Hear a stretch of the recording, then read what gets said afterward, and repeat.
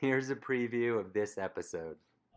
And I actually really liked it because it was like, you think it would like ruin the audio, and I figured it out.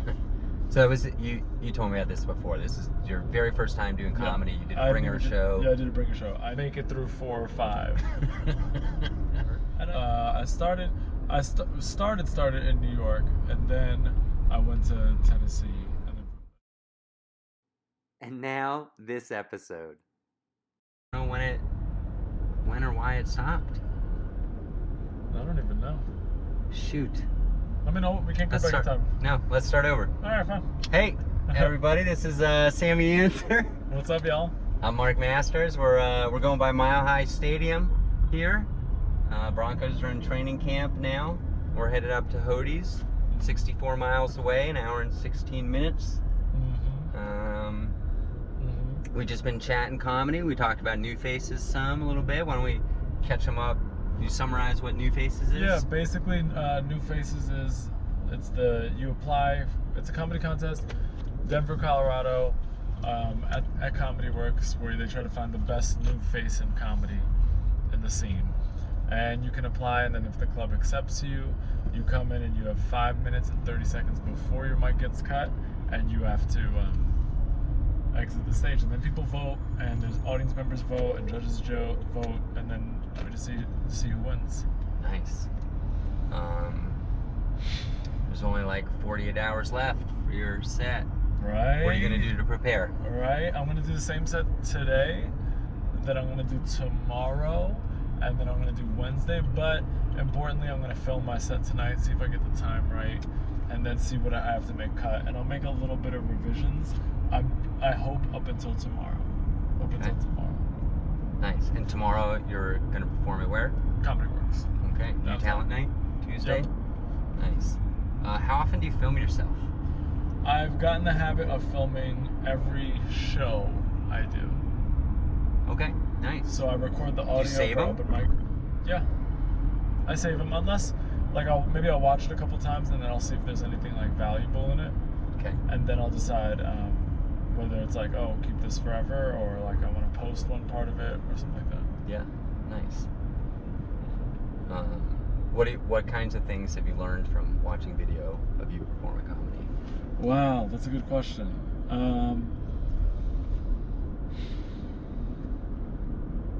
I think you get a lot of things, but I think one of them is that you get a more honest, or I guess another interpretation. I would say more honest. Another interpretation about how effective your jokes are. Because like sometimes you like a joke, and then like you hear it and people laugh, and you like imagine like a huge laugh, and then you listen to the tape, and it's like, oh, that's like a regular laugh, you know? And then you're like, I could probably cut that, and then just have the huge laugh there. Right. So you see. Does your video ever include the audience? Like, what do you mean? Can you visually see their reaction? No, the back of their heads. Okay. Yeah. Yeah. So you can see if they're like that's heaving, laughing, or just like politely laughing. Yeah. I recorded this one video last night, Don't Tell Comedy, on Friday, which David Rodriguez at Fort Collins, a comedian, runs. And it was in the back with all these like white girls, and then throughout the recording they're like, oh my god. No, he didn't just say that. And I actually really liked it, because it was like, you think it would like ruin the audio, and it kind of did from the audience, but it's just like, it's nice to know how people are reacting to what you're putting out. Yeah, totally. That's super valuable. What's that show like and where? Wow, that show's so cool. I think it's something that's licensed in LA, but just got a Denver branch, and it's called Don't Tell Comedy. And the idea behind it is that you do a show with a lineup that you don't even know, and none of the audience members know, and you don't know where it is, and the audience members don't know where it is until like a few hours before the show. And you just have to show up, and it's like in all these unconventional places. Like, and can you say where your show was? Yeah, mine was at a place called, I think, Workability, which is like an office space you could rent. Okay. I think, and it was like library and lighting and music and like all kinds of like leather chairs. It was like just like super rich atmosphere.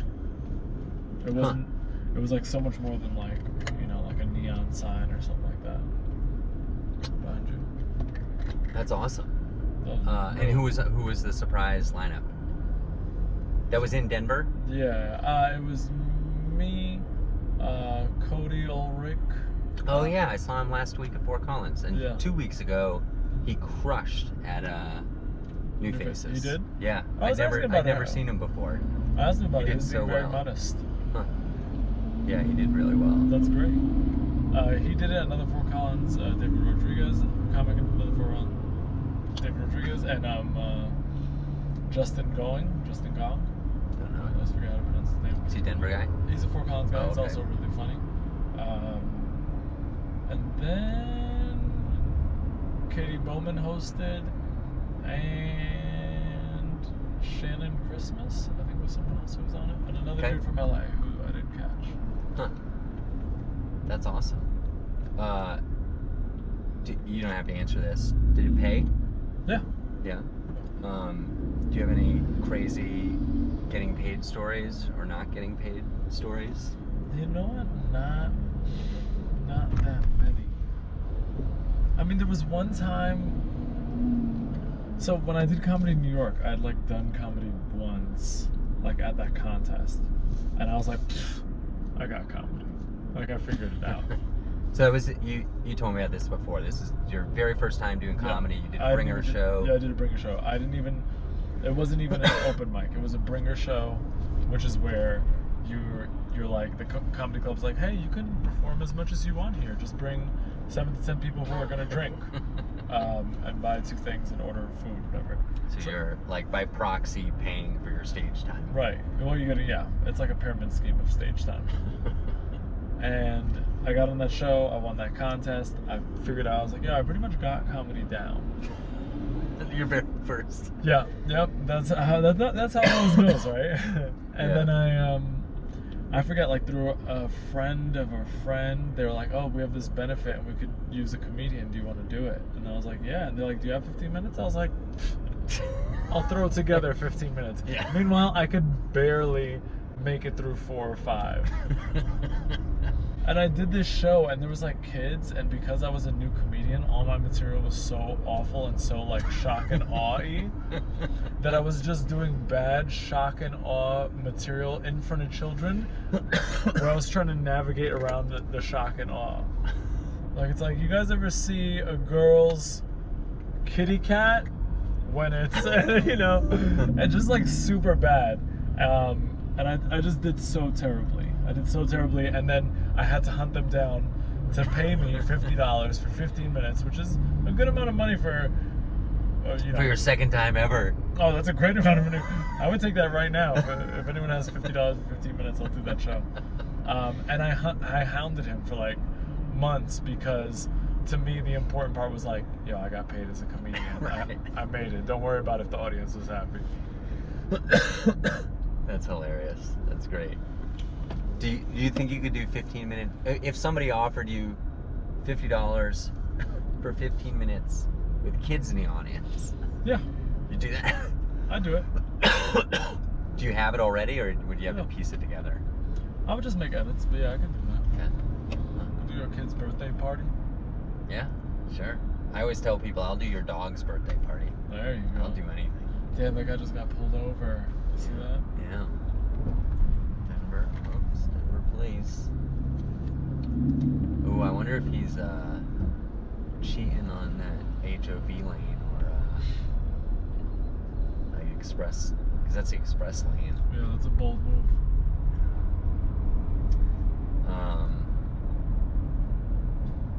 All right, let's see. Can you? You've been doing comedy 4 years, is that Yeah. right? Okay. And where have you done it, other than Denver?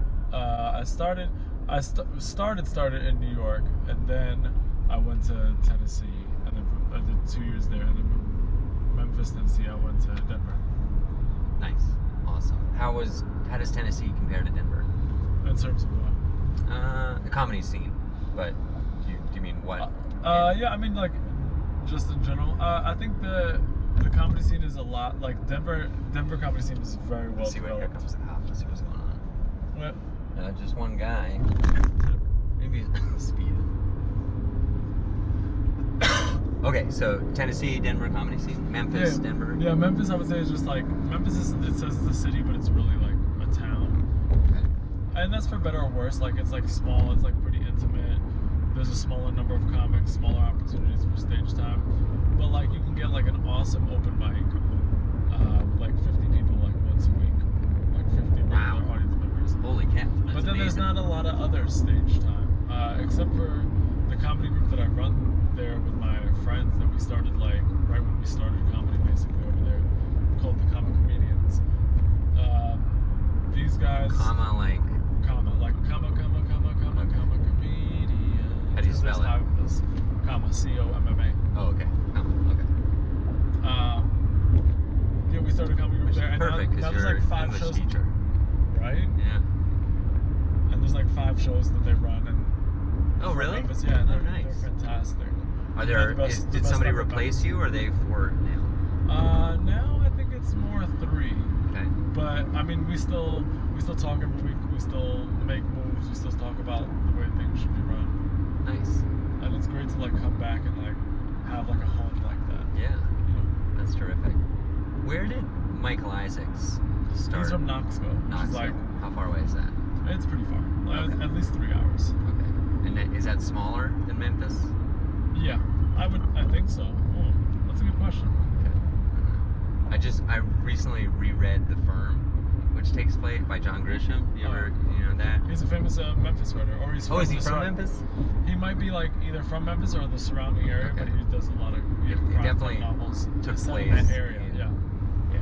I was wondering if people were like crazy about The Firm they love John Grisham. He's well known. there. Yeah. Well, I mean, he's well known everywhere. Well deserved. You host a mic now. Let's talk about that. When is it? I host the open mic at White Whale Room at the Alameda train stop on Thursdays at 7 p.m. And I co-host it with Gabby Gutierrez Reed. Nice. How's that going? Oh, it's great. It's great because like Gabby and I would just like swap equipment and we talk about which weeks we want, and we're each like doing like cool stuff to like bring it up. Like she makes posts, she creates the event. It's a really nice way. I really like working with people because I feel like I don't know, comedy's even the moment of comedy is like a solo sport, but I feel like off the field it's kind of like it's more fun together. Yeah. Nice. Collaboration. What would you say makes a good open mic a good open mic? Good hosts. Okay. Good hosts. I think the space. That's the reason why I love the White Whale Room too. I think the space, like certain open mics are really hard because you're far from the audience, or you're on a huge stage and far from the audience, or like it doesn't feel intimate enough. And I think comedy is like an intimate experience usually, or at least like at our level. We're not Kevin Hart filling out arenas. Right. But like it makes it feel more so like, hey, this is a guy that could be talking to me in my living room. I think is what I think would be the goal. At least the way I see it with my style. How long you been running that mic? A few months now. Okay. Yeah, maybe like 2, 3, something like that. What's one thing that's trending in the right direction and one thing that's trending in the wrong direction? With like mics, or you think With your mic specifically? I think that more comics are coming and they're knowing about it, and that's great. Cool. I think that everything seems to be going pretty good. So I make the shtick of the open mic is that it's ladies' night too. Okay. And so sometimes you'll get like some like nurses after work or something like that and want to come there and get like a cheap drink. I saw that. Yeah. You want me to take this for you? I feel like A little drinking problem. Yeah. It's a hole in my lip. Some water spill out. Yeah, just getting the comics and the after hours work ladies to like get along. I mean, Nice. not that they're not getting along, but like make it an easier transition. Right. Because you don't want a guy coming up there who's like all about like, I don't know, like making like weird or rape jokes or something, and then there's like a woman in the audience who's like, oh, this is what I came to. Yeah. You know what I'm saying? Yeah. So I want it to be good for everyone. Nice. Welcoming comedy room. Mm-hmm. Cool. We've talked about this before, but why don't you tell me a little bit about how you write? Oh, wow. I think my process has changed. Oh, good. Usually what I'll do is... The reason I do comedy is because I'm always trying to, like, I feel like reproduce, like, the old days of, like, shooting shit with your friends. Like, you know, like, I grew up with a bunch of, like, 6 guys in Queens. And, like, all we would do is, like, we would hang out with each other, we would talk over movies, we would make fun of each other, we would roast each other's outfits, like, that kind of stuff. And, like, I'm always trying to recreate that feeling of, like you're just hanging out with your boys, and then one of them goes, in this case me, like, yo, you're not gonna believe what happened last night, right? So I was there dancing with this girl, and then she was like, and you know, and you're like, that kind of like moment and energy is what I'm always trying to recreate. So I talk to the audience like that. Okay. And I think that what I'm doing now is, like, I'll do 2 types of writing. My first type of writing is whenever I'm talking to someone, like, let's say you, and I just feel that it's, like, funny and that, like, I enjoy it, and it could, like, you know, a joke comes up, something funny comes up, I'll just go and, like, write that down through natural conversation. Okay. And then the other writing I do is, like, what's called dedicated practice, according to that book Grit I'm reading by Angela Duckworth, which I highly recommend, by the way. Grit, G-R-I-T. G-R-I-T by Angela Duckworth. She's a social psychologist who is doing and has done groundbreaking work in studying motivation and grit and what makes someone gritty and successful, because the two go hand in hand. So she's like almost like a pioneer of that research, or at least to publicize it. But dedicated practice, she says, is just sitting and, like, doing the thing. Like, for example, like, if you were, like, playing a violin, you would just sit down, not play around, but, like, just, like, master the notes. Yeah. So now I'll just, like, sit down and I'll just write. What time? Do you do it at the same time every day, or? Yeah, usually. I've been doing it for, like, 2 months now, where I've been doing this. I've been writing 10 jokes a day. Okay. And I just, like, sit down and I'll look through my file, and then I'll write, like, 10 alternative endings to a joke. Okay. So those are my 2 styles. How much time would you say that takes each day? Do you time box it? Like, do you set a timer or anything, or? I think I will when the school year starts. Like, I'll put an hour. Okay. Sometimes I could An hour every day. Yeah. Okay. I'll try to do that. But I mean, when the school year starts, it's going to be different. My schedule's going to have to accommodate. Okay. You teach high school English, right? Mm-hmm. Denver Public Schools?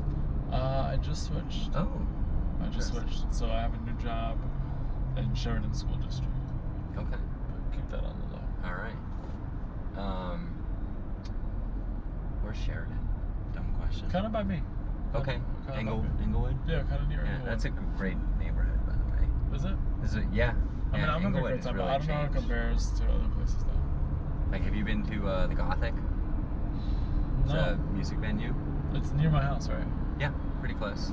I mean, I don't know exactly where, but Yeah, I think it is pretty close. closer to Hamden. Why? What's it like? Have you been to Fillmore? Yes. Yeah, it's like Fillmore. Okay. And you get similar bands. A lot cheaper Uber there for Lyft ride. It's a little more. I haven't been there in a long time, but it's taller than the Fillmore. Like, there's an upper level. It's like an old, beautiful theater. What else have you been reading besides Grit? Something good. Doesn't last. I've been reading Grit. I just finished this book, Oxygen Advantage, about breathing through your nose and the, like, health benefits of it. A whole book. Yeah. Yeah, it's surprising how much time I invested reading that book. Okay. I could just summarize it like, yo, just breathe through your nose all the time. Like, even when you think you're not supposed to breathe through your nose, breathe through your nose then too. Okay. There's basically no reason for you to be breathing out of your mouth. No. I mean, unless you're doing like a crazy high intensity workout where you need to just. Huh. But even. Is it because of like filtering out? Yeah. Yeah. Yeah, I mean, I could go on about it, but yeah, basically. Does it tell you not to trim your nose hairs or anything like that? I didn't read anything that says that. Okay. Because I mean, that's the filter, right? I mean, I think so. It also warms and humidifies the air before it reaches your lungs. Huh. Or whatever it is. Yeah, it's making me really conscious. So like sometimes in the video you'll just see me like still doing it. Yep, breathing. We're just doing some yoga, just a brief yoga interlude here. Oh yeah. Some meditation, some mindfulness. Mm-hmm. That's cool. Anything good on? Oh shoot, sorry. Apologies, viewers. This man killed me. Anything good on Netflix, TV, movies? I just saw Ali Wong's Always Be My Maybe. I saw it advertised on Netflix, but I haven't watched it. It's like a movie, right? It's a rom-com. Yeah, it's a rom-com, and it hits a lot of predictable notes, but it hits them well, and it's not too predictable. Is the male lead Asian as well? Yes. Is it like a? It's like a Asian on Asian. Yeah. Yeah. Like a. Yeah. Cast is pretty diverse. I like that. Okay. Yeah, just Asian on Asian, probably. I think it'd be funny if you say it. If you say Asian on Asian. That's not really what I was think it'd be great. Yeah. I think it was looking for like Oriental and Oriental. Not that. Immigrant love story. I don't know. Yeah. Foreigners. Yeah. I don't know. Am I uncomfortable? A little bit. A little bit. It's all good. I'm Chinese. It's okay. The amazing, ambiguously classified Sammy Anzer. Mm-hmm. Sammy Bad Boy Anzer. I thought your middle name was Wong. Sammy Wong Anzer. No, Bad Boy's actually my mother's maiden name. Anyway, are you excited about this? Do you know what you're doing tonight? Yeah. I do know what I'm doing tonight. I do have a bit of a challenge, or a challenge. The idea is you challenge me with something to do tonight at the mic, and I'll challenge you with something to do at the mic tonight. Ooh. And then we'll talk about it on the way back. So I do have a kind of plan in place. It's all, I have all new stuff, but kind of depending on whatever you end up challenging me. A really good challenge that I would not be able to probably do is don't cough for 4 minutes. I know. I wasn't worried about that. Tell me the water's where it's at. Yeah. Gotta breathe through my nose, etc. Filter it, hydrate it. Yeah, so one of the things I'm gonna do tonight, which is different, is I've never ever told a I look like joke. Ever. I've done 250 open mics, more than a year. I've never done a, hey guys, I know I look like. Yeah. Which I've seen a lot of at Comedy Works recently. It is. It's a very popular way to like self-deprecate, get the audience on your side. Yeah. So I got 2 of them. I think I'm gonna try tonight. So. I think just introducing them artfully is the big thing, because it's kind of like, I think it's like easier and a little bit like just straight to be like, yeah, just hey, I know I look like Danny DeVito made love to Arnold Schwarzenegger, or like something like that. But if you could find a way to like put it in a joke, or like make it like craft it a little bit more, you know what I'm saying? Like make it part of a story or something like that, then I feel like it goes longer. There's more art to it. Yeah, I mean, artfulness I guess is debatable, but I think it's smoother. Are you a mic in person or mic out? Pretty sure you're mic out. Yeah, it depends on the set. But yeah, usually I take the mic out of the stand. Okay. That's what it means, mic in, mic out. Yeah.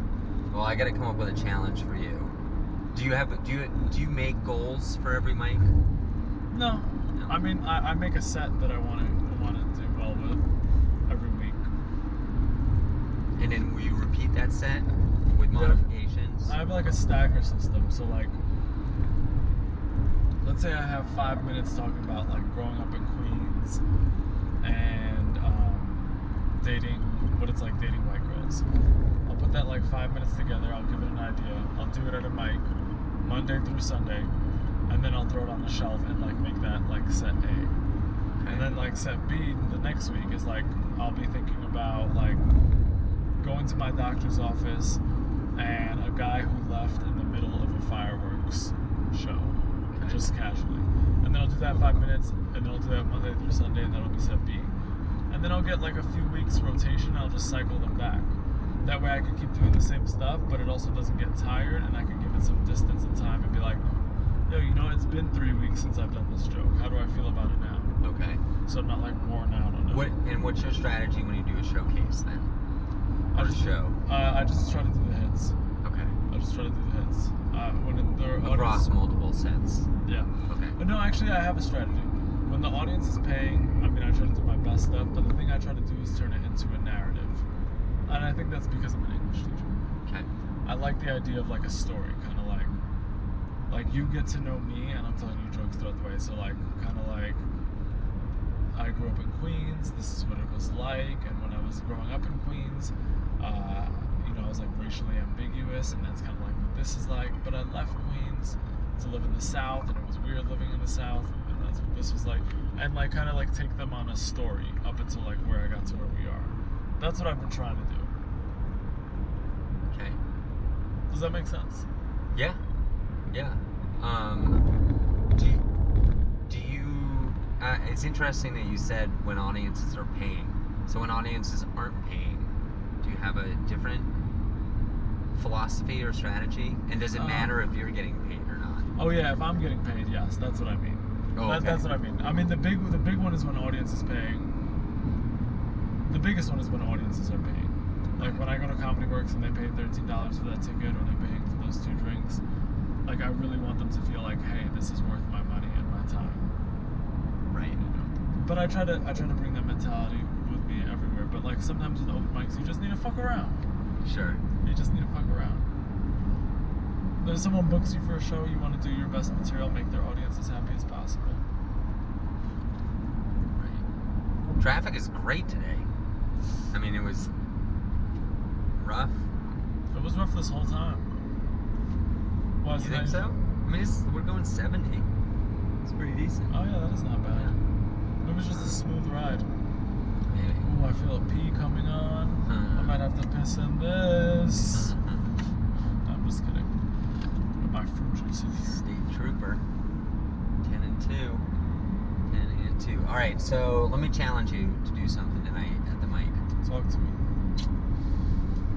But don't challenge me too much, because Yeah, I'm doing the set that I need to. I know. I mean, I think. Let's talk about this. Let's talk about which areas you want to grow. Well, we and will. I'll think about what challenges you need. Okay, let me just get this out of the way. I'll give you a challenge. It's pretty benign. It won't impact your set at all. Okay. And I think it's perfect for what we've discussed. My challenge for you is to videotape your set and watch it and come up with 3 physical changes you can make later. Okay. So you'll have to get back to me, I don't know, in a couple days or something. Okay, I'll post it in the comments. Yeah, or I'll see you around. Okay. So yeah, that won't impact your Okay, good. set at all. All right. But you think you can do that? Yeah, for sure. Yeah. Okay. Okay. For me, so after I do my 2 look-like things, I have 2 bits I want to do today, and one of them I did like a year ago when I was just starting, and it was like really short, and I just resurrected it. It's about peaches, and it's like peach season again. So, and I'm kind of excited that I think I'm better at comedy than I was a year ago, which would make sense. Of course. And like I wrote it out the other day, yesterday, and it's just like so much, I don't know, there's some structure to it, and it's the same basic idea, but I feel like I'm a better writer now. Yeah, absolutely you are. We'll see if I'm a better performer. The other one is like super interesting in that, and it's kind of inspired by you. Like one of the things I really like about your comedy is you, how do I put this? You challenge people.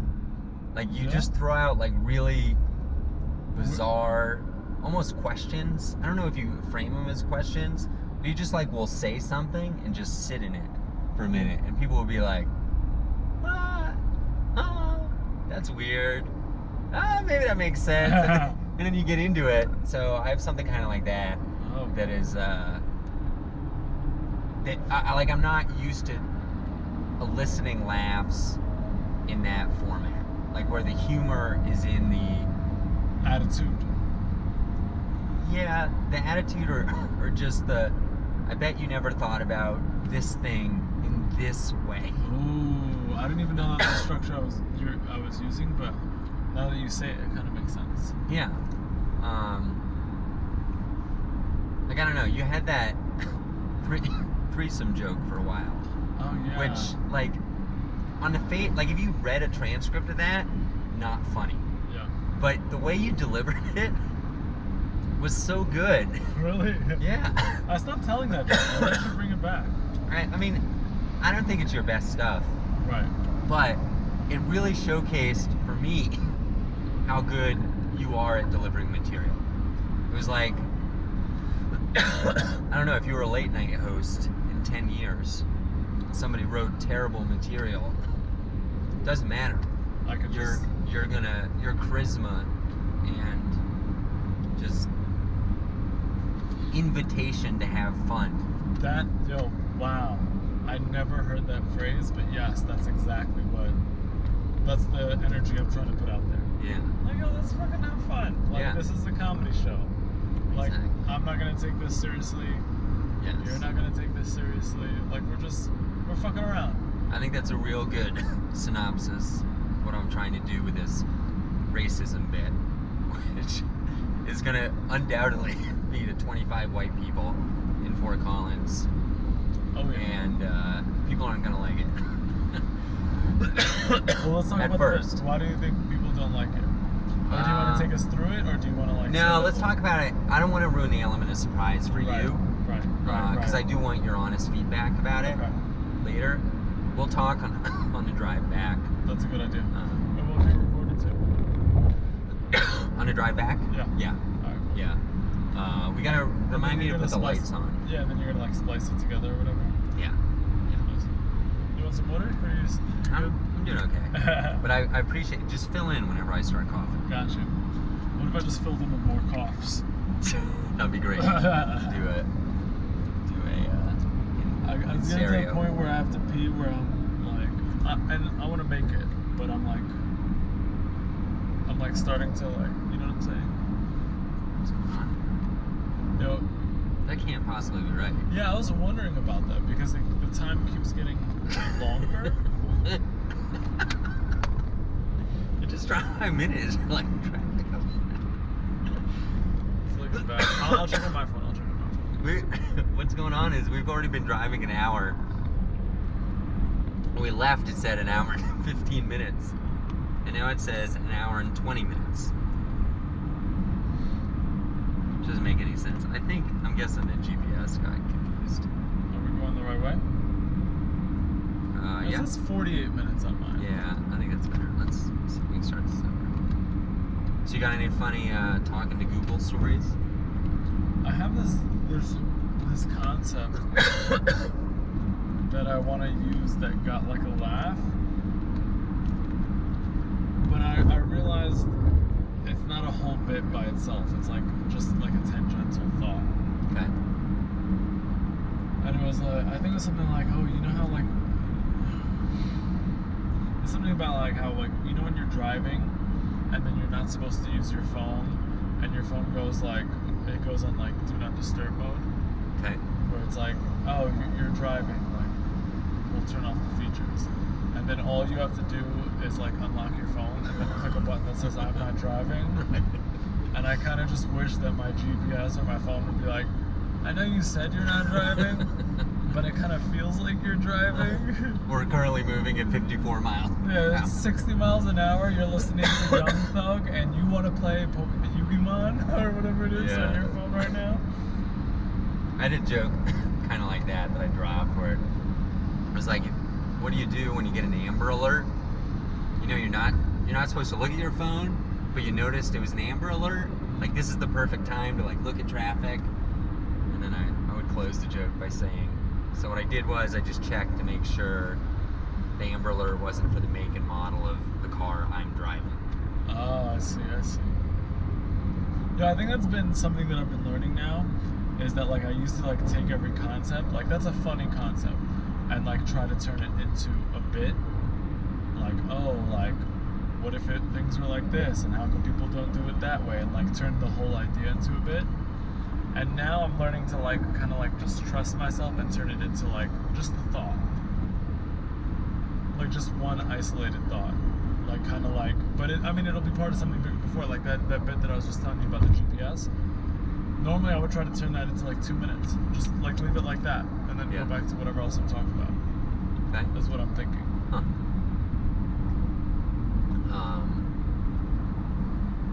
This is random aside, and then I want to tell a funny talk to Google story.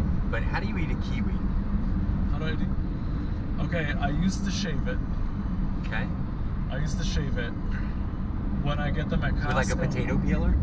No, with a knife. Okay. Just like that. Like a thin knife. And then I cut it in half and then like dice it. But lately I've been seeing on these like Costco kiwis where you buy like 10 of them, you just cut them open and then you can spoon it. Yeah. That's the way I just found out. I asked because I was in Canada a couple weeks ago, and I'm out on a patio eating brunch, and a guy sits down next to me. I'm like halfway through my meal, plops down one of these like canvas tote grocery bag things, pulls out a kiwi,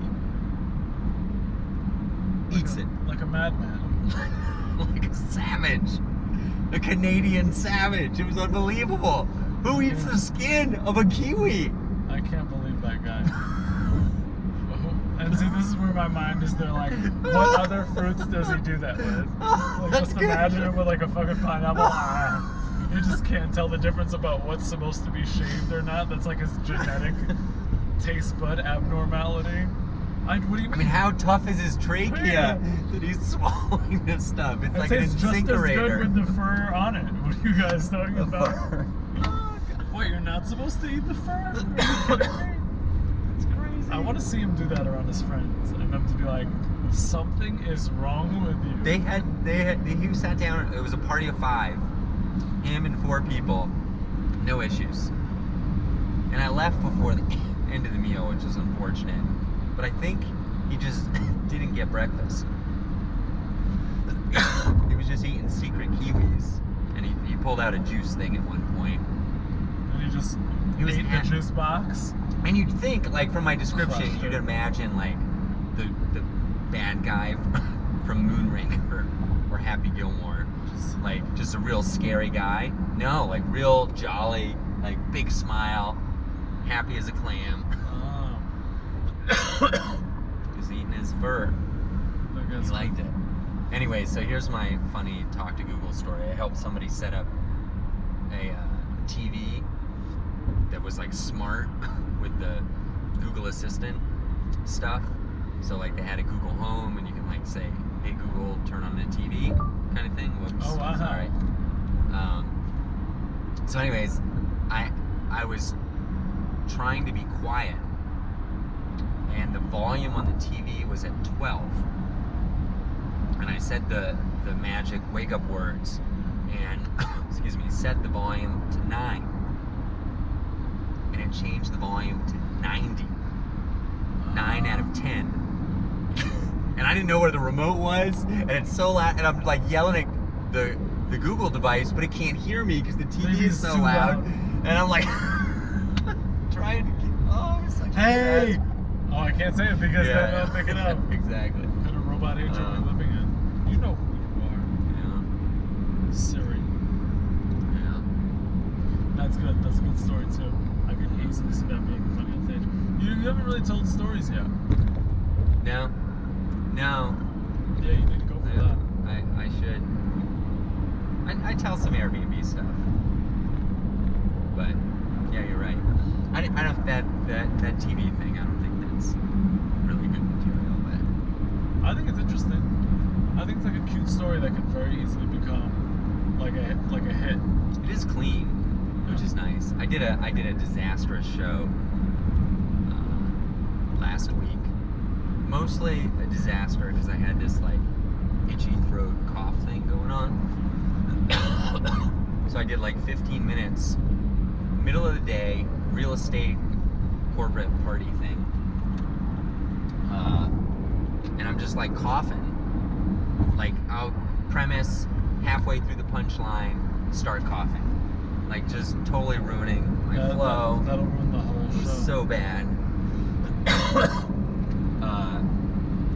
And also, like, even though I don't swear in my comedy, like it's not. You have some dirty concepts. I have some like R-rated concepts, not X-rated, but R-rated, and just people were not. They're there with their business peers, you know, and they're standing and they can see each other. Yeah, you don't. Yeah, you can't. Nobody wants to laugh in that situation. No, you can't do that. Yeah, it was terrible. I took the money, but I did not do so great. That's okay. Hey, listen, the way to get great. Yeah, why did I bring that up? Oh, because I need more clean. That maybe I'll work on that assistant thing because I need more like very clean. Yeah, most of my stuff is pretty clean too. That's interesting. I would not say that about you, but if I thought about it, maybe I would change my mind. Like the threesome joke was the one thing that's probably comes to mind. Probably like my dirtiest joke maybe. Well, I feel like you swear on stage too. Is that wrong, or is that just talking to you in person? You know, like at open mics, I'll be like, shit. Or I'll be like, this motherfucker came up. Right. But like, I could easily cut that out. And I do that pretty intentionally too. Because I want to work as clean as possible. Right. Debris in the road. What was it, like a tire? Quarter tire. That's crazy. So, what pro comedy have you been checking out recently? Oh, like live or just live or recorded? After seeing Always Be My Baby, but with Ali Wong, I watched her comedy. Okay, I watched one of her specials, and it was incredible. Move faster on. It was so good. Yeah, save 6 minutes. Which one did you see? Did you see Baby Cobra? The first one? I did the one where she gets down on her back and kicks her legs. Yes. Wait. Yes. So that's the one I saw too. So good. I'm always like amazed when I like watch someone like that and you think that, I don't know, you just need more writing or something like that, but then you watch like her or Aziz Ansari and it's like very little of it seems to be actual jokes, but then that's also like the mystery and mystique of comedy. Huh. That they cultivated that. What do you mean when you say joke? What do you mean, like a setup and a punchline? Yeah, but I mean, like, more often than not, you can tell, like, what a joke is. Like, a joke is, like... Like Anthony Jeselnik. Yeah, he's a joke writer. But then, like, you know, like Aziz Ansari, Ali Wong, they're kind of like comedians. Like, they give the intention that they're just talking to you, and some of the stuff they say is funny. As opposed to, like, you don't get that joke vibe from them. Right. Like, hey, check out my cleverness, or check out this idea I wrote. Have you watched Aziz's new special? Yeah. Okay. I haven't seen it yet, but I did see him when he was in Denver. How was it? He was... I mean, he got a standing ovation at the end. The crowd loved him. There's no way not to give him 10 out of 10 for his performance. He was terrific. The one thing that bothered me, which I read an article in New York Times recently about his newest special. The gist of it was very similar to my feelings on his show there.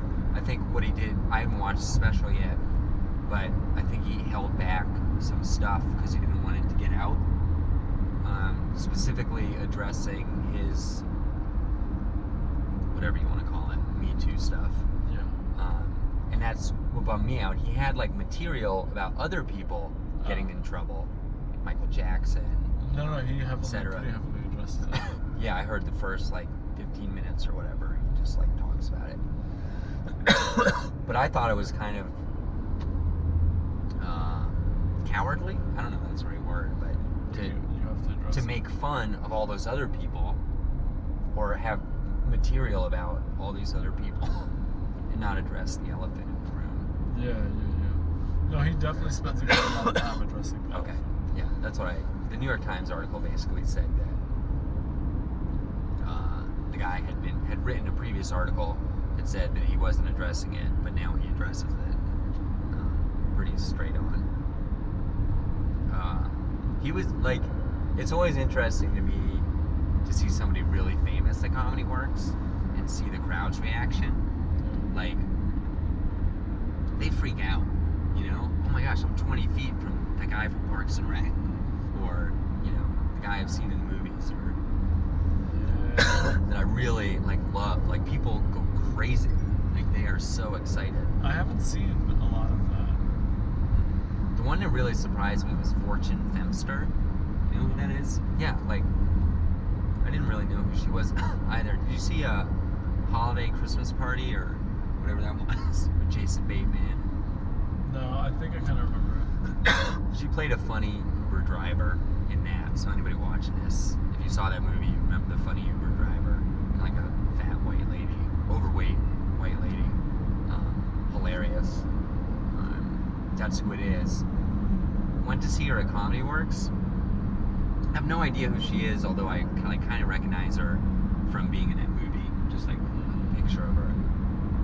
I'm the only one there, pretty much, who doesn't know who she is. And everyone else loves her. Everybody, like, she packed the place 2 nights, 2 shows a night, for like 3 nights in a row. And, like, the second she mentions her fiance, for example, the crowd goes crazy. Like, she's just like, I don't forget her fiance's name, Karen, let's call it. Just like, so I was hanging out with Karen the other day, like, 10-second applause break. Everybody loves Karen because they all listen to her podcast or whatever and know, or follow her Instagram stories and know them. Like, and then she mentions her mom later, 10-second applause break. Everybody loves her mom. It's like they have like a relationship with her that is bigger than just the jokes she's telling. Wow, yeah. I guess that changes the game. And she crushed the merch, from what I heard. Like, just like there was like an hour-long line of people wanting to buy her shirt and then stand next to her and take a picture. And I was so impressed. She even did it was funny, she did a little bit, like 2/3 the way through her set. She was like working out an hour, and it didn't go that great, which is relative. Like, people ate it up anyways. And so she kind of like apologized. She was like, well, that wasn't as good as the other stuff. We'll get back to the tried and true material in a second.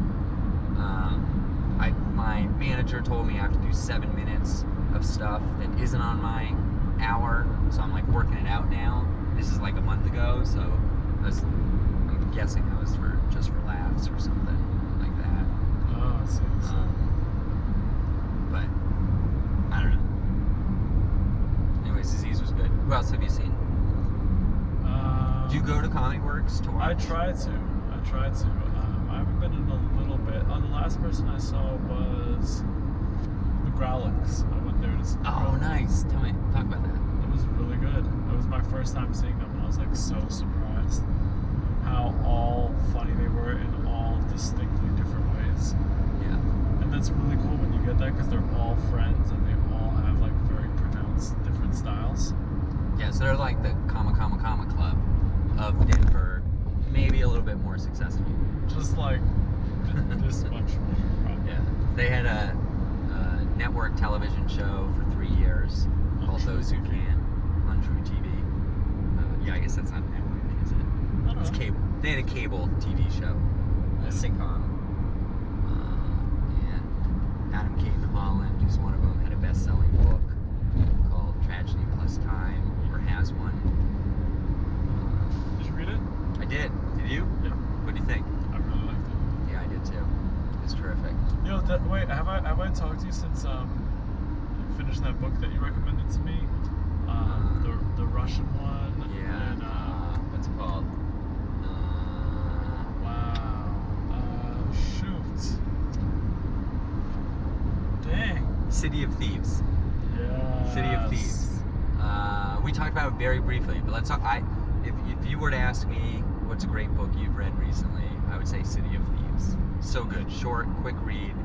The characters, you just fall in love with the characters. I guess like that comedian, like one of the characters there is just so lovable. you just want to see him succeed. Yeah. The writing is like so beautiful. Yeah. It's amazing. And the subject matter is very good too. That's probably one of the best fiction books I've read in a long time. Yeah. Really good. That guy, the guy who wrote it, I later learned, I think he writes for Game of Thrones or something like that. He's got some big Hollywood credit. I wouldn't be surprised. Yeah, he does. And then he even talks about it. Like, he talks about it in the beginning of the book, how he's like... Yeah, but I didn't know that was like okay. fiction. Oh, yeah.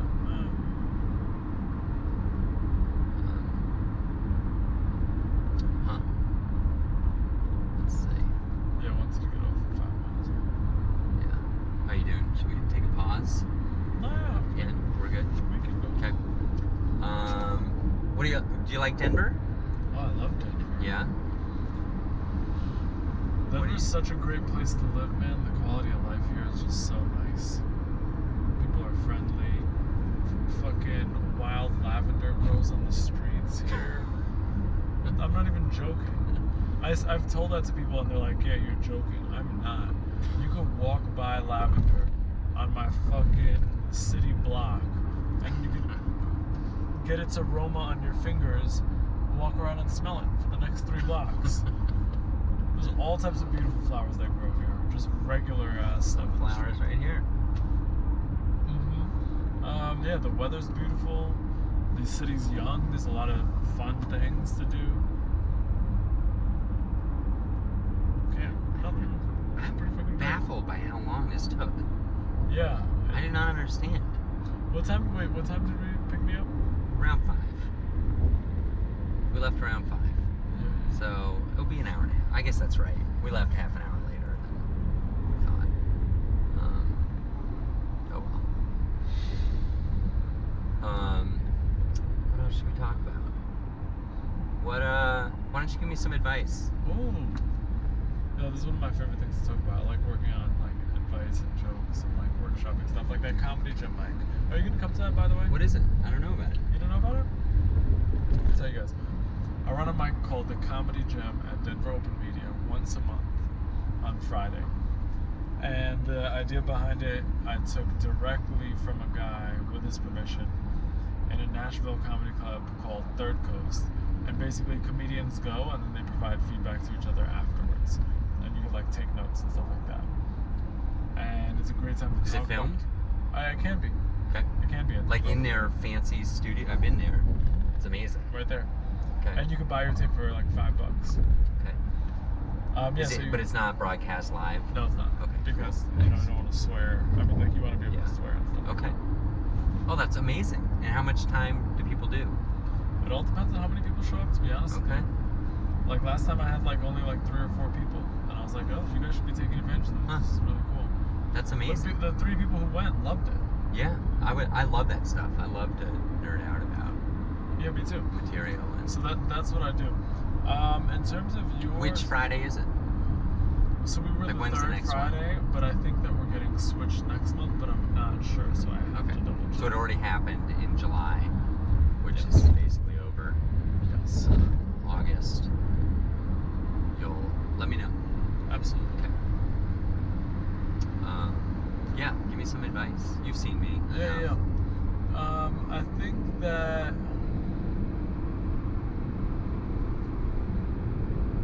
that there's a few things that you could focus on. So I can only tell you to it from my experience, and I think that someone with a different experience would say something different. But there came like a big growth of my material when I went from I stopped thinking about how a comedian would say it, and I started thinking about how I would say the joke. Because I think you're at the stage right now where you think, how do I make this funny, and is there something like funny in there? And when you do that, it's kind of like an impersonation of a comedian, I feel like. Like it's like, this is what I think a comedian is, whereas instead exposing the genuinely funny parts about you and your mannerisms, quirks, and thoughts on this subject. Because like if you think about it, everyone's been funny in their own way. You've cracked someone up in your life. Like you've totally cracked someone up. A dinner party, birthday party, like whatever it is. And the way I see it is that it's just about getting to that point with a large group of people. Okay. So what is it that's funny about you? Is it like the way you like overreact to things and you get mad? Is it like your like playfulness that catches people off guard? The silly things you say? And you have to figure that out by doing stand-up comedy. There's just like no way around it. But I think you think about like, oh, how would I say this? But I can tell that you work hard and that you write a lot and that you examine the idea, which I think is also important for you to figure out like joke structure and what works and what doesn't. But you can't really rush progress. Okay, that's good advice. You're 4 years in, huh? So,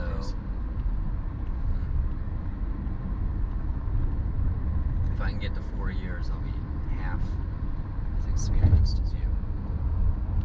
Oh, by that Ish. time. Yeah. Right now, 25%. There we go. That's great advice. So what do you think about that? Yeah, what's your interpretation of that? You are a good teacher.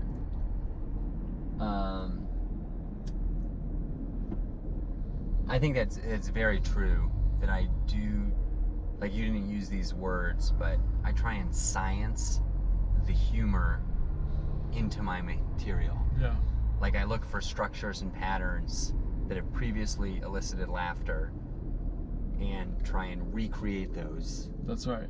But it makes it impersonal, and that's what I think is also the other thing about you, if you don't mind me saying. Sure. I think that you're impersonal on stage.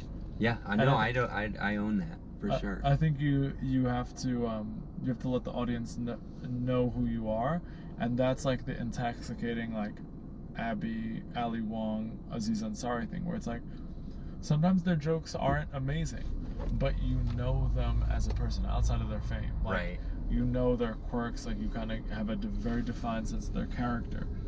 There's this kind of goes opposite that, but this is just the way my brain works. Yeah. I talked earlier about analyzing new faces, and like I write down how long everybody's set is, for example.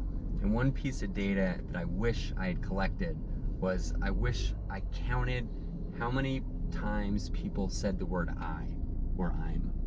Because I've kind of subjectively noticed the people who are advancing are telling I'm stories. And I don't know if... Like, do you think they're speaking from their position? I just think they're being more personal. Yeah. Yeah, people want to know someone more than they... People want to feel like they know a funny person rather than just hear good jokes every time. And if you think about all your favorite stories, this is what sitcom writers I've heard, like Dan Harmon, like echoes this or says this and stuff. It's just like, think about your favorite episode of a sitcom. You're probably not remembering the jokes. Like, you're probably remembering if you think, oh, the time Lisa became a vegetarian. When Donna and Eric split up for the first time. Right. And the show will have jokes and those type of things, but that's what people hook to. Yeah. By the way, totally random. Have you ever watched Cheers? Yes, I saw like 2 episodes. I watched the pilot yesterday. So good. Like, I mean, I was young when that was out, but I kind of grew up on it. And, because I was in high school when it ended. But I was so impressed. Yeah. That's like, gotta Very be well like paced. 30 years old. Yeah, I least. should actually spend some time watching. It's on it. Netflix right now. Yeah, so be more personal.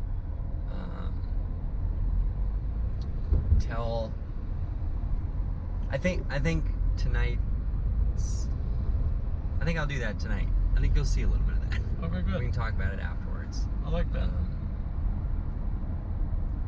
Definitely my first bit is, I mean, it's not like invasively personal, but it is about me.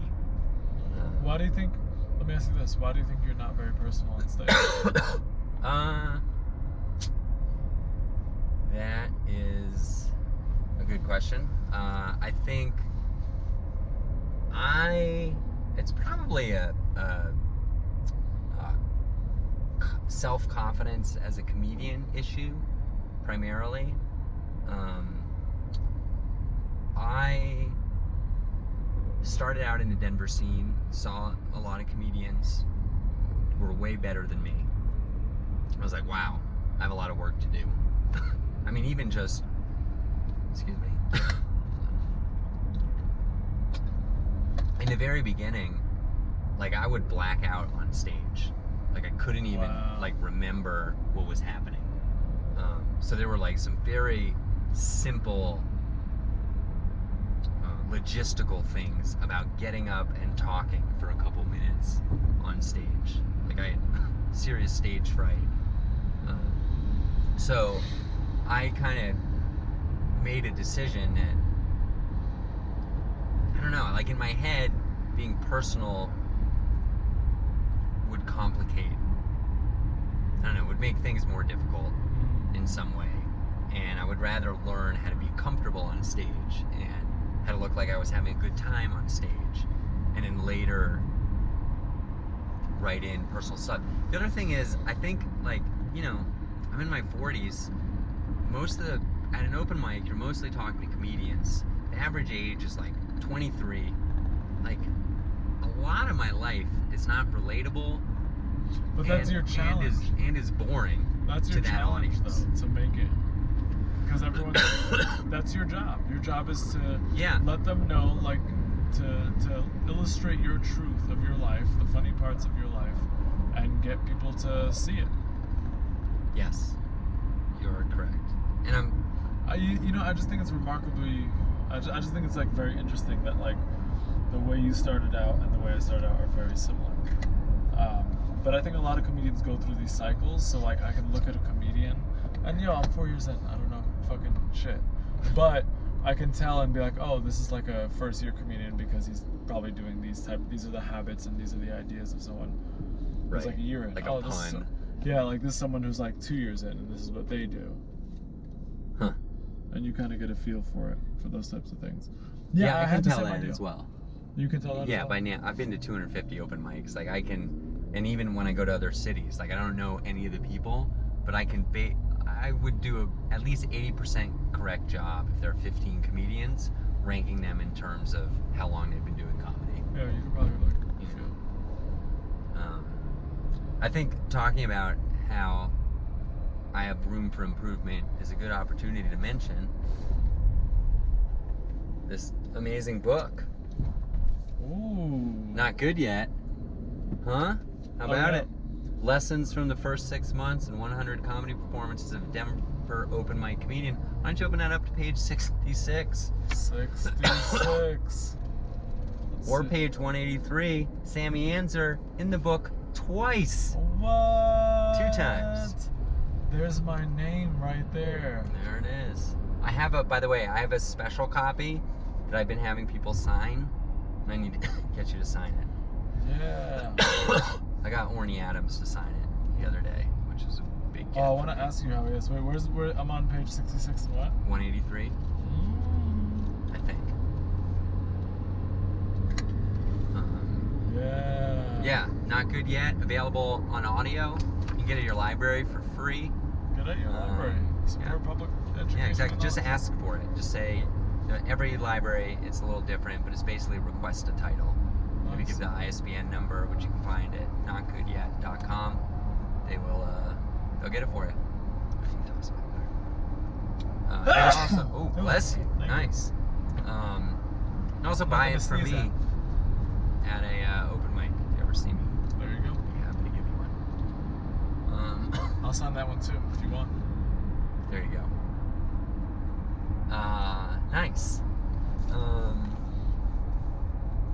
Okay. What else? How about podcasts? You got any good comedy podcasts? There's only one comedy podcast I listen to. Okay. It's called Dr. Heckle. And it's amazing. I don't listen to it. I can't wait to hear about it. It's about one of my best friends and comic comedian member, Mark Brimble. And he is actually, I feel like if I say this wrong, this is going to be bad, but he is like a blood research scientist. Okay. At St. Jude in Memphis, Tennessee. And what he does is he brings a comedian and an influential person onto the podcast, maybe like a a famous local band. It could be a lawmaker. Could be someone who's an inventor.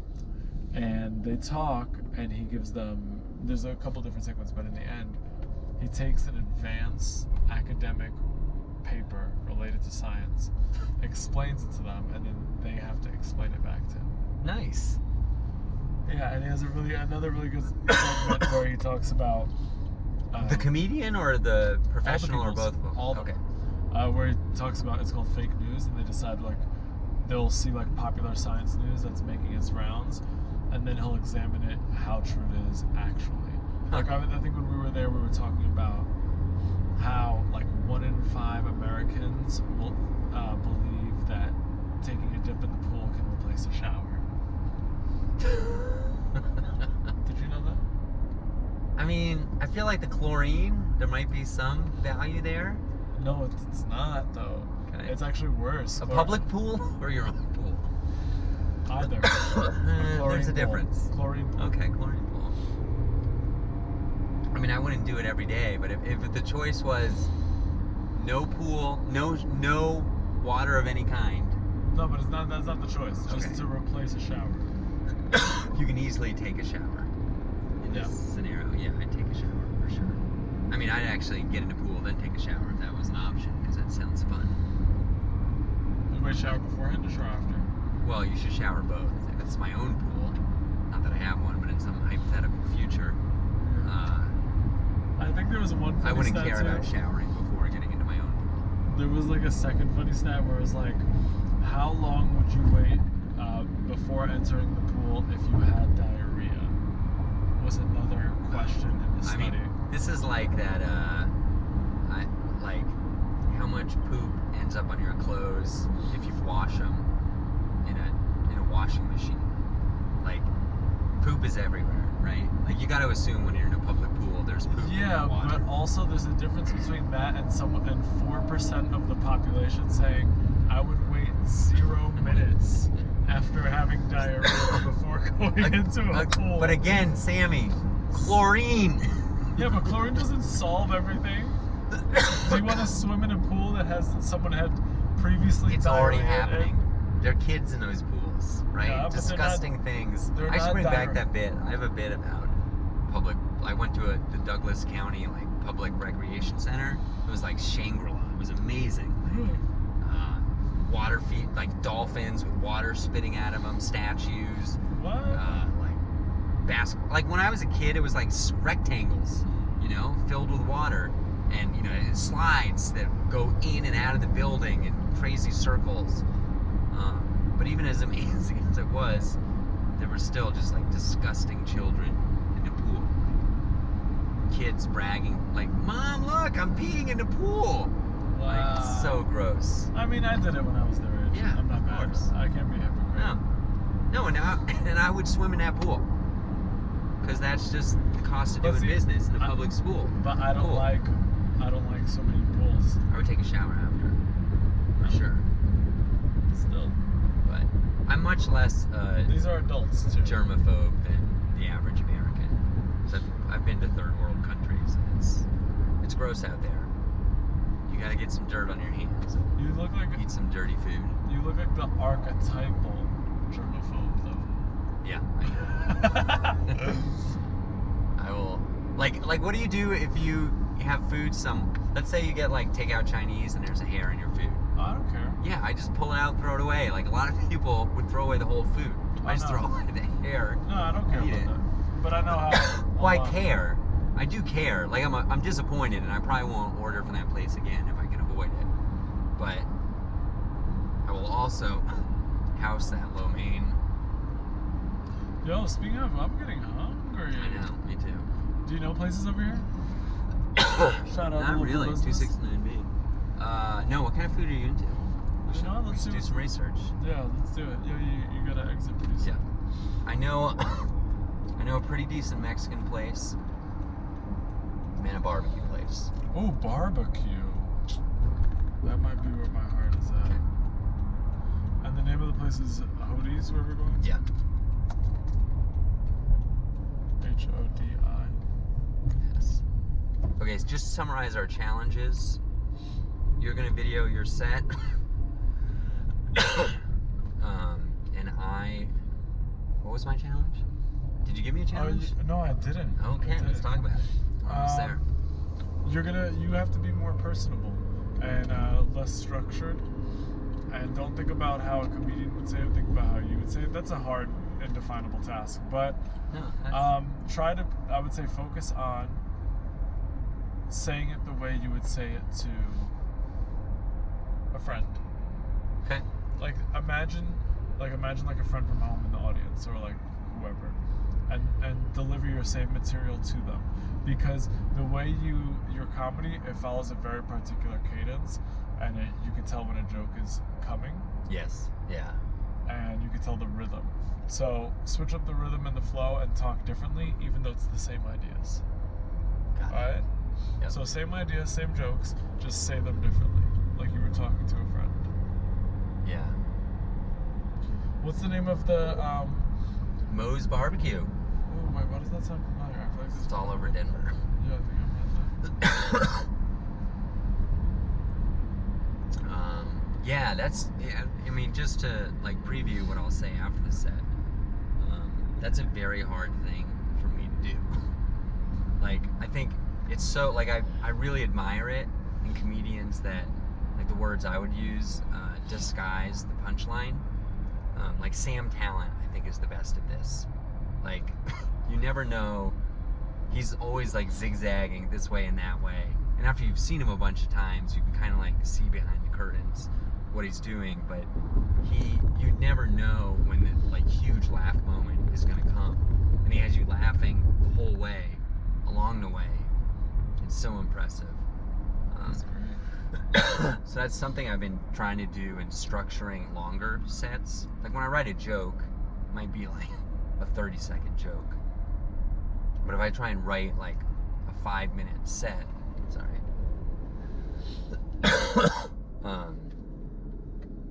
I really enjoy the sets where like I have these like random tangents, or they seem random. And then that you are go fun. you go in a way that they don't expect you to go. Yeah, exactly. Yeah, have you been to Colorado Room? No. We could eat there. Oh, they serve food? Yeah. Oh, let's do that. That'd be cool. Oh yeah, that'll be like a double. Yeah. Let's go there. Yeah. Do you want to put that in? Yeah. Let's see if we can navigate to Colorado Room. The Colorado Room, all right. Wow, there you go. Sweet. Stay safe, kids. Hands-free driving. That's right. But that wasn't right. What? You don't want to be hands-free driving. You could use your knees. Yeah. Hands-free driving. That's weird.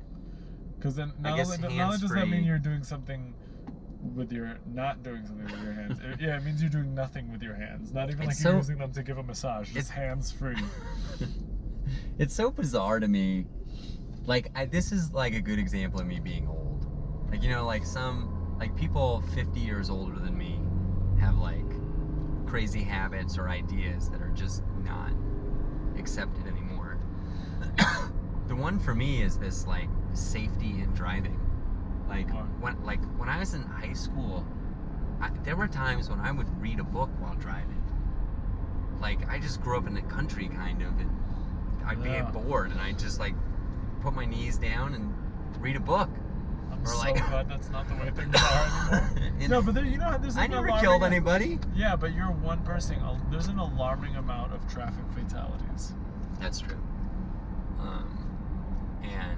And then when I was, after college, I drove a stick and would like eat a Chipotle burrito and try and T9 text message people. Do you know what T9 means? Yeah. Yeah, like CCC.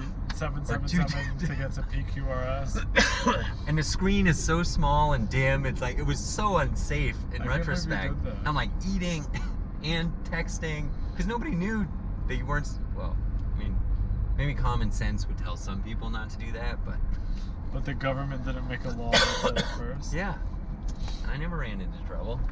Yeah, if anything, the only trouble I'd get is I might get a speeding ticket.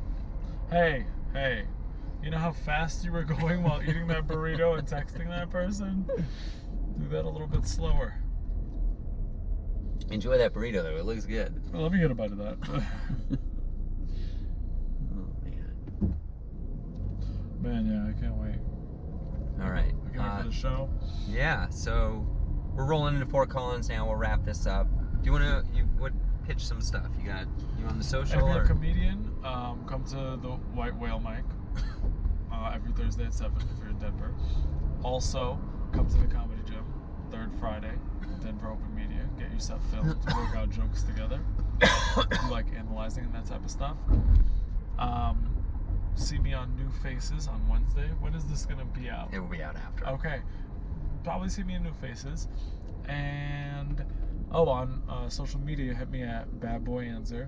And if you like the comic comedians... A-N-Z-E-R. A-N-Z-E-R.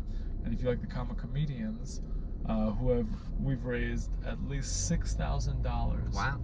in comedy shows over 3 years for St. Jude, which was Mark's Nice. idea. Follow them on Instagram and social media too, at comic comedians. How many commas are there? 4? Yeah, I think we know. I'll double check it, but it might just be a single comma.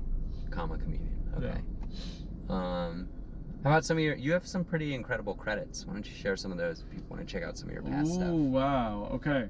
I think one of the coolest things I've done is I did a video with the city of Denver called Comedians Doing Stuff in Denver.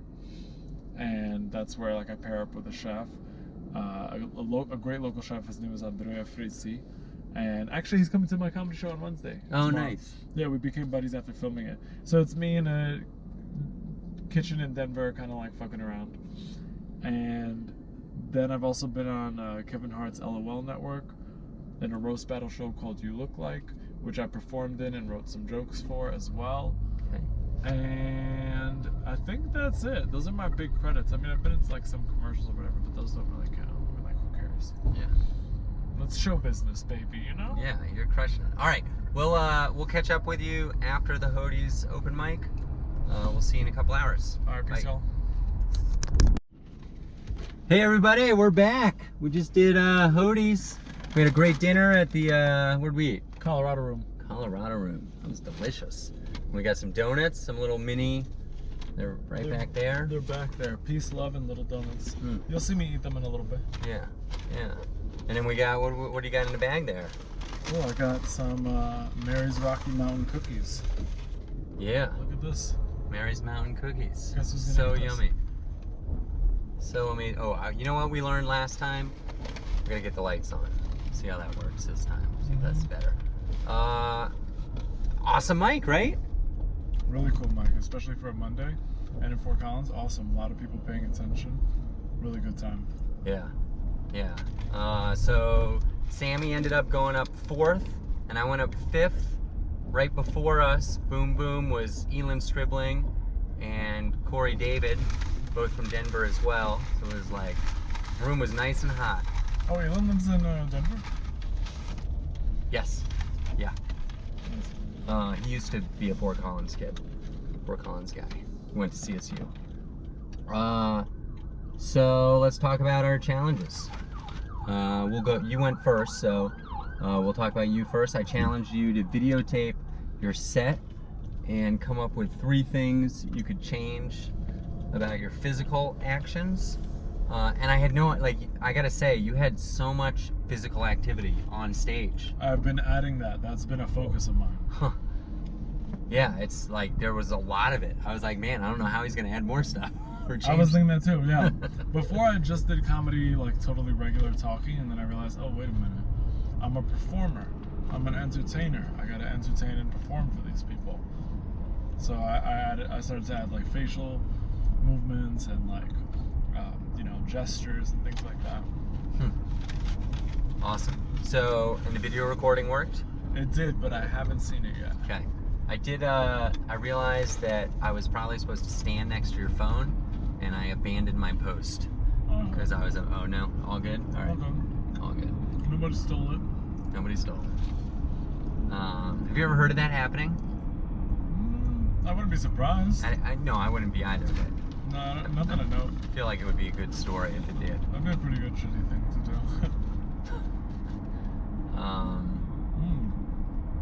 Okay, and what was your challenge for me?